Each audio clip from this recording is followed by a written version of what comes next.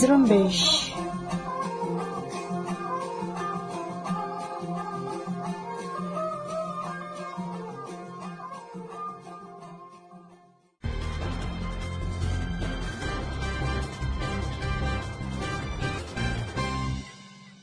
یہ ریڈیو زرمبش اردو کی آواز ہے۔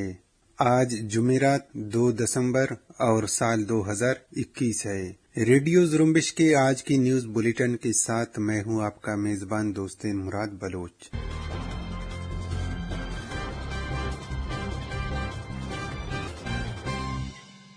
ریڈیو زرمبش کی آج کی نیوز بلیٹن میں بلوچستان سمیت علاقائی اور عالمی خبریں شامل ہیں۔ آئیے آج کی خبریں سنتے ہیں۔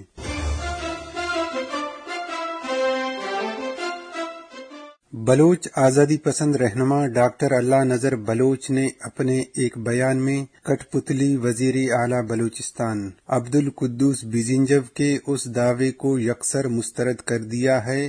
بیان میں انہوں نے کہا تھا کہ ان کے ڈاکٹر اللہ نذر بلوچ سمیت دیگر آزادی پسندوں سے بالواسطہ اور بلا واسطہ رابطے ہیں۔ ڈاکٹر اللہ نذر بلوچ نے اپنے بیان میں کہا کہ میں کٹ پتلی وزیر اعلیٰ کے دعوے کو دو ٹوک الفاظ میں مسترد کرتا ہوں۔ جنگی مجرموں سے ہمارے کوئی بلا واسطہ یا بالواسطہ رابطے نہیں ہیں اور نہ ہی ہم ان سے اقوام متحدہ کی موجودگی کے بغیر بات کریں گے۔ انہوں نے کہا کہ ہماری منزل ایک آزاد اور سیکولر بلوچستان ہے۔ بلوچ نیشنل موومنٹ کے چیئرمین خلیل بلوچ نے گوادر میں جاری دھرنا، مظاہروں اور ریلیوں کو پاکستان کے منہ پر تمانچہ قرار دیتے ہوئے کہا ہے کہ چند بنیادی حقوق کے لیے فوجی سنگینوں تلے عوامی احتجاج نے پاکستان، چین اور نام نہاد پاک چین اکنامک کوریڈور جیسے استحصالی منصوبوں کے نام پر ترقی کے دعووں کی کلی کھول دی ہے، اور گوادر کے عوام نے ببانگ دہل ان منصوبوں کو مسترد کر کے واضح کر دیا ہے کہ ان منصوبوں کا بنیادی مقصد مقامی لوگوں کو بتدریج بے دخل کر کے پنجابیوں اور چینیوں کو بڑے پیمانے پر بسانا ہے۔ انہوں نے کہا کہ مقامی لوگوں کو ایک طرف پانی جیسے بنیادی سہولت سے محروم رکھا گیا تو دوسری طرف بڑے بڑے سرمایہ داروں، ریٹائرڈ فوجی جرنیلوں کی ملکیت والے ٹرالروں کے ذریعے سمندری وسائل کو لوٹا جا رہا ہے تاکہ مستقبل میں لوگوں کو گوادر سے ہجرت پر مجبور کیا جائے۔ چیئرمین خلیل بلوچ نے خواتین کی بھرپور شمولیت کے ساتھ جاری احتجاج کو مسلسل جبر، عسکری طاقت اور عسکری دہشت گردی سے لوگوں کو دبانے کا نتیجہ قرار دیتے ہوئے کہا کہ کسی بھی معاشرے میں مسلسل جبر اور لوگوں کو زندگی کی بنیادی حقوق سے محروم رکھنے کے نتائج مزاحمت کی شکل میں سامنے آتے ہیں۔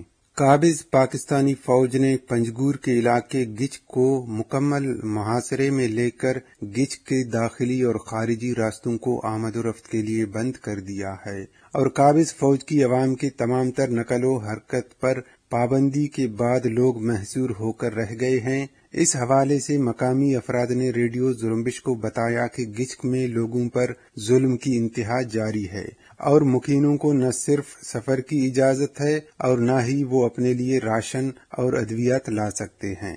انہوں نے کہا کہ اگر کسی کو راشن لانے کے لیے جانا ہو تو اسے کیمپ میں جا کر رجسٹریشن کروانی پڑتی ہے کہ میں ایک بوری آٹے کے لیے شہر جا رہا ہوں، اور اسے اس شرط پر واپس شہر جانے کی اجازت دی جاتی ہے کہ وہ رات کو واپس گچک آئے گا۔ انہوں نے کہا کہ اگر کوئی مہمان گچک آنا چاہے تو اس کے میزبان کو اس کی مکمل قوائف فوجی کیمپ میں رجسٹر کروانے پڑیں گے، تب ہی اسے گچک آنے کی اجازت ملے گی۔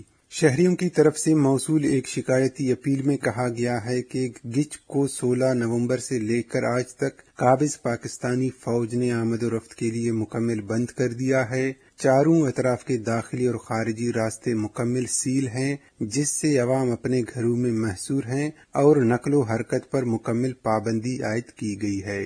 انہوں نے کہا ہے کہ خواتین اور بچوں سمیت کئی افراد اب بھی قابض پاکستانی فوج کی حراست میں ہیں، اور گچ کے راستے بند ہونے کی وجہ سے لوگ بھوک سے مر رہے ہیں اور مریض اپنے گھروں میں سسک رہے ہیں۔ پنجگور اور خاران سے قابض پاکستانی فورسز نے 2 افراد کو جبری لاپتہ کیا ہے۔ پنجگور سے لاپتہ کیے جانے والے شخص کی شناخت بہزاد دلاوری ولد برکت دلاوری کے نام سے ہوئی ہے۔ خاران سے لاپتہ کیے جانے والے نوجوان کی شناخت نوشاد ولد حسن خان کے نام سے ہوئی ہے۔ نوشاد کو قابض پاکستانی فورسز نے اس کے دکان کے سامنے تشدد کا نشانہ بنانے کے بعد لاپتہ کیا ہے۔ دوسری طرف پنجگور سے لاپتہ بہزاد دلاوری کے بھائی بہروز دلاوری نے کہا ہے کہ ان کے بھائی کو 30 نومبر کو گرفتاری کے بعد لاپتہ کیا گیا۔ ان کے مطابق شام کے وقت میرا بھائی بہزاد دلاوری کو پاکستانی فورسز نے چتکان FC کیمپ کے قریب گاڑی سے اتار کر حراست میں لیا اور لاپتہ کر دیا۔ بلوچ طلبہ تنظیم بلوچ اسٹوڈنٹس ایکشن کمیٹی کے چیئرپرسن ڈاکٹر سبیہ بلوچ کا جبری لاپتہ بھائی شامیر بلوچ بازیاب ہو گیا ہے۔ شامیر بلوچ کو 19 جون 2021 کو خضدار انجینئرنگ یونیورسٹی سے جبری لاپتہ کیا گیا تھا۔ شامیر بلوچ کی بازیابی کے لیے طلبہ تنظیموں کی طرف سے احتجاجی مظاہرے کیے گئے اور سوشل میڈیا پر کیمپین بھی چلائے جا رہے تھے۔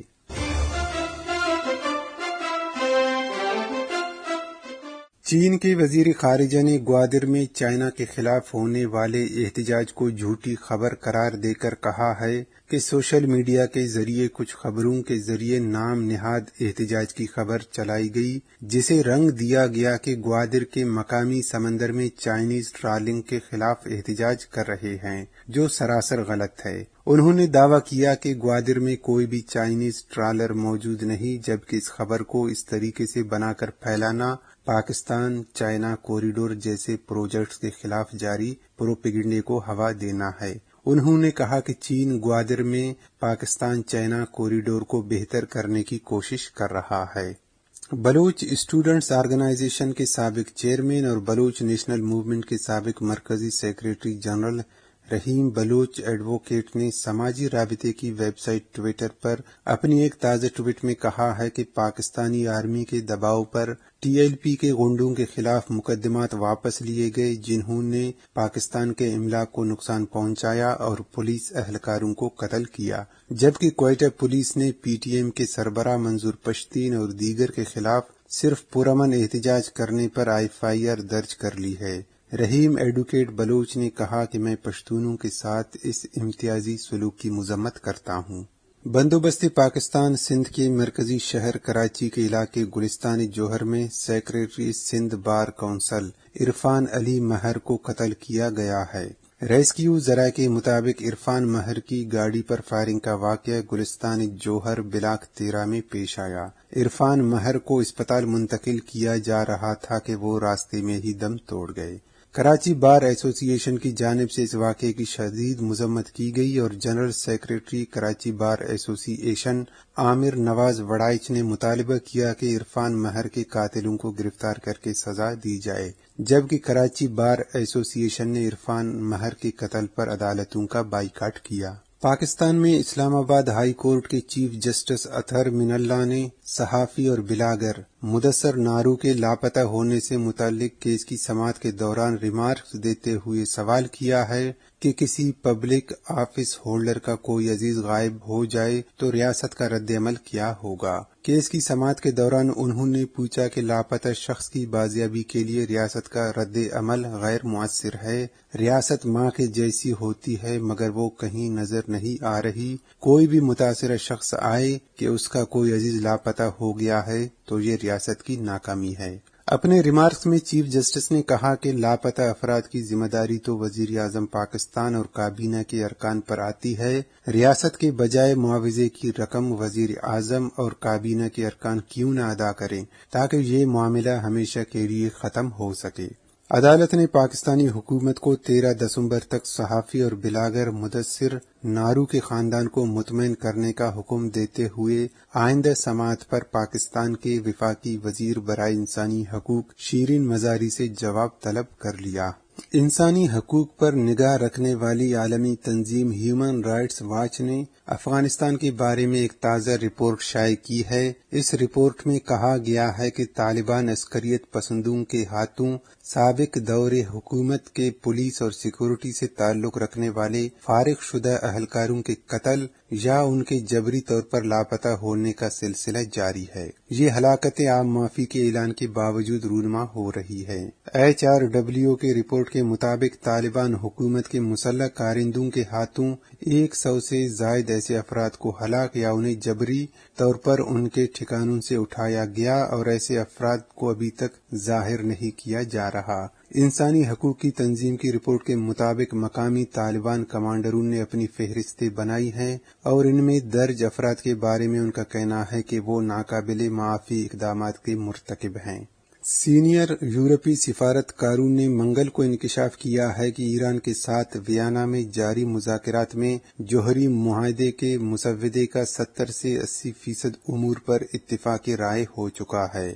انہوں نے خبر رساں ادارے رائٹرز کو بتایا کہ ایران کے ساتھ بات چیت کو جلد پایۂ تکمیل تک پہنچانا ضروری ہے، لیکن ہم مصنوعی ڈیڈ لائن لگانا نہیں چاہتے۔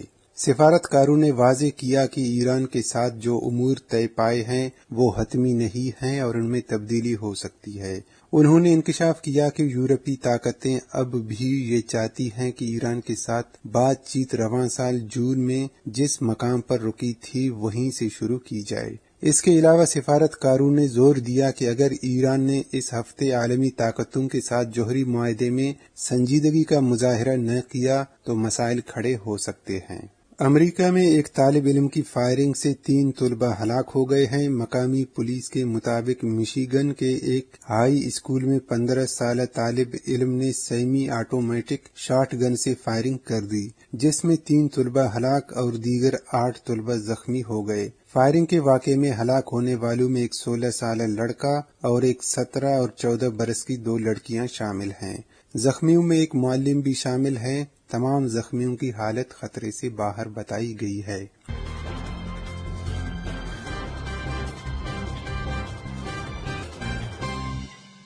اسی کے ساتھ ہی آج کے نیوز بلیٹن کا اختتام ہوتا ہے۔ دوست مراد بلوچ کو اجازت دیجیے۔ مزید خبروں کے لیے وزٹ کرتے رہیے ہماری ویب سائٹ زرمبش.com کو۔